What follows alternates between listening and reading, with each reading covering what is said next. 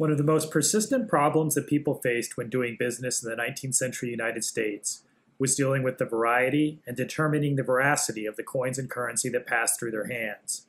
Counterfeiting was rampant, and the public, and merchants in particular, needed a simple way to judge whether or not a given coin was genuine.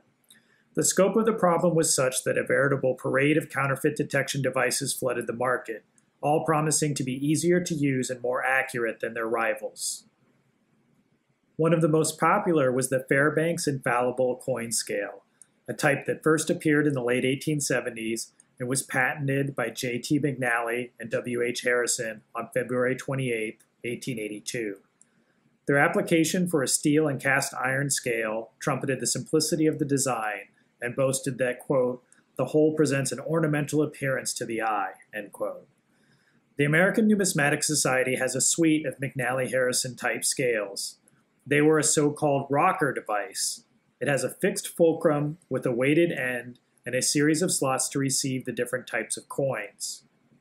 The precise history of the device is a bit murky, as scales of this design were being sold a few years before the patent was filed, albeit with a wooden base. This early version cost just $2.50 and was functionally the same as the later cast iron version that was manufactured in volume. As this advertisement indicates, the McNally device was effective because it simultaneously checked the weight, diameter, and thickness of a given coin.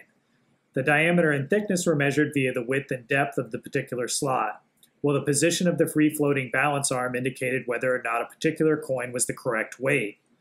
The difficulty that counterfeiters faced was not so much replicating the look of a coin, but doing so in a way that did not affect its dimensions or weight.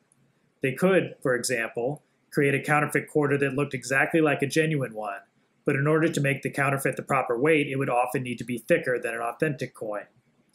Conversely, a counterfeit coin with the proper look and dimensions would usually be underweight. With this in mind, let's see how the Fairbanks Infallible coin scale worked in practice. This particular model came in a wooden box and was used by the company's traveling salesmen in demonstrations for potential buyers. The interior is lined with instructions and information about circulating U.S. currency. I have selected 4 contemporary quarters of the Liberty-seated type and 2 $5 coins, or half eagles, from our collection to test the infallibility of the Fairbanks detector. First up is an 1878 quarter, which is quite clearly a brass counterfeit, but it would have been coated with a thin layer of silver to give a more genuine impression at the time. The tell for what would have otherwise been an authentic-looking and well-sized counterfeit was, as the scale indicates, that it was a bit underweight. Next up is an 1879 quarter, which fits snugly in its slot and after a bit of balancing action, settles at the level, indicating that it is a genuine federal issue.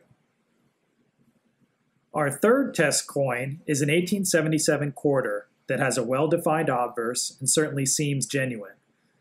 Alas, it sits rather loosely in the slot and is clearly underweight, so we will condemn it as a counterfeit.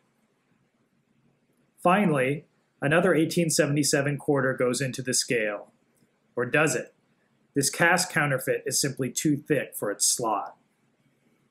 The easy fashion in which the Fairbanks Infallible coin scale operated would no doubt have been appealing to the public.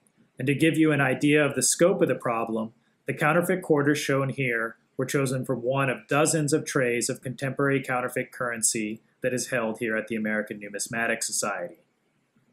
Of course, if one was going to pay the advertised price of $5.35 for the device, it was likely to have been used to evaluate higher value gold coinage. A quarter was actually the lowest denomination that the Fairbanks scale was equipped to handle, but had slots for the full range of American gold coinage, from the $20 double eagle to the tiny and little circulated gold dollar, for which an additional weight needed to be added to the arm. Let us see what the detector says about 2 contemporary $5 gold coins. The first, dated 1885, has a well-defined obverse and a nice golden sheen, and the scale deems it genuine. The second, dated 1881, is virtually indistinguishable from the first coin, but the scale shows it to be an underweight counterfeit. The coin scale would clearly have performed a valuable service for any person in business regularly dealing with gold coins. Of course, there were high-quality counterfeits that might have been able to fool such a device, but it certainly seems to have been able to detect the vast majority of counterfeit coins. And while perhaps not infallible, the Fairbanks scale was a relatively simple and effective way to check for counterfeits.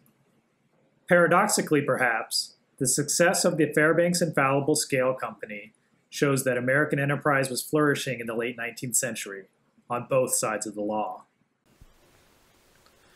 Thank you for watching the video. This is 3D Detecting in Coins. If you like this video, please click the subscribe button, and you will hear from us with new videos. Thank you.